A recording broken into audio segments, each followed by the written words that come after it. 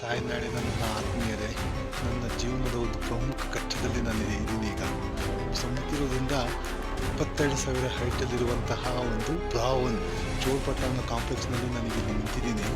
ಇದೆಲ್ಲ ಕಾಣ್ತಾ ಇರುವಂಥದ್ದು ನಮ್ಮ ಪ್ರದೇಶಕ್ಕೆ ಸಂಬಂಧಪಟ್ಟಿರುವಂಥದ್ದು. ಇದು ಈಗ ನಮ್ಮ ಯಾವತ್ತು ಚೋಳ್ಪಟ್ಟದಿಂದ ಪಾಕಿಸ್ತಾನ ಅಂದರೆ ಲೈನ್ ಆಫ್ ಕಂಟ್ರೋಲ್ LCಗೆ ಹೋಗಲಿಕ್ಕೆ ಲೈನ್ ಆಫ್ ಕಂಟ್ರೋಲಿಗೆ ಇಲ್ಲಿಂದ ಒಂದು ಕಿಲೋಮೀಟ್ರ್ ದೂರದಲ್ಲಿ ನಾವು ಮುಂದೆ ಹೋಗಬೇಕು. ಮುಂದೆ ಹೋಗಲಿಕ್ಕೆ ನನ್ನನ್ನು ಇಲ್ಲಿ ಒಂದು ಬಾಂಬ್ ಸರ್ಚಿಂಗ್ ಸ್ಕ್ವಾಡಲ್ಲಿ ನನ್ನ ಮುಖ್ಯಸ್ಥನಾಗಿ ನನ್ನನ್ನು ಬಿಟ್ಟಿದ್ದಾರೆ.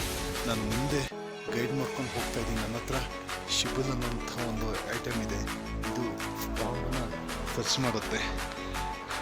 ಈಗ ಮುಂದೆ ಹತ್ತಲಿಕ್ಕೆ ಹಗ್ಗಗಳನ್ನ ಕಟ್ಟಿದ್ದಾರೆ. ಬಟ್ ಹತ್ತಲಿಕ್ಕೆ ತುಂಬ ಕಷ್ಟ ಸಾಧ್ಯ ಆಗ್ತಾ ಇದೆ. ಆ ಕಡೆ ಇನ್ನು ಸ್ವಲ್ಪ ಮೇಲೆ ಹತ್ತ ಆ ಕಡೆ ಸೈಡಿಗೆ ಪಾಕಿಸ್ತಾನ ಇದೆ. ಆ ಪಾಕಿಸ್ತಾನದಿಂದ ಆ ಕಡೆ ಹತ್ತೋಣ ಅಂತ ಹೇಳಿದರೆ ಆ ಕಡೆಯಿಂದ ಫೈರ್ ಮಾಡ್ತಾರೆ. ಮತ್ತು ಆ ಕಡೆ ಕೆಳಗಡೆ ಆ ಕಡೆ ಸೈಡು ಫುಲ್ಲು ಕಡಿದಾದ ಬೆಟ್ಟ. ಸೇಮ್ ಇದೇ ಥರ ಈ ಬೆಟ್ಟದಿಂದ ಮೇಲೆ ಬದಿಗೆ ಬೆಟ್ಟ ಇದೆ.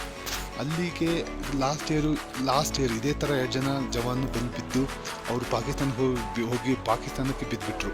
ಅಲ್ಲಿ ನಾವು ಎತ್ತಲಿಕ್ಕೆ ಬಿಡಲಿಲ್ಲ. ಆ ಡೆಡ್ ಬಾಡಿನೂ ಸಹ ಎತ್ತಲಿಕ್ಕೆ ಬಿಡಲಿಲ್ಲ. ಸೊ ಇವತ್ತು ನನ್ನ ಮುಂದೆ ಬಿಟ್ಟಿದ್ದಾರೆ. ನಾನು ಹೋಗ್ತಾ ಇದ್ದೀನಿ. ದೇವರ ಹಾಗೂ ನಿಮ್ಮೆಲ್ಲರ ಆಶೀರ್ವಾದ ನನ್ನ ಹತ್ರ ಸದಾ ಇರುತ್ತೆ ಅನ್ನೋ ನಂಬಿಕೆಯಿಂದ ನಾನು ಹತ್ತುತ್ತಾ ಇದ್ದೇನೆ. ಜೈ ಹಿಂದ್, ಜೈ ಕರ್ನಾಟಕ, ಜೈ ಕೊಡಗು, ಜೈ ಸೋಮವಾರಪೇಟೆ.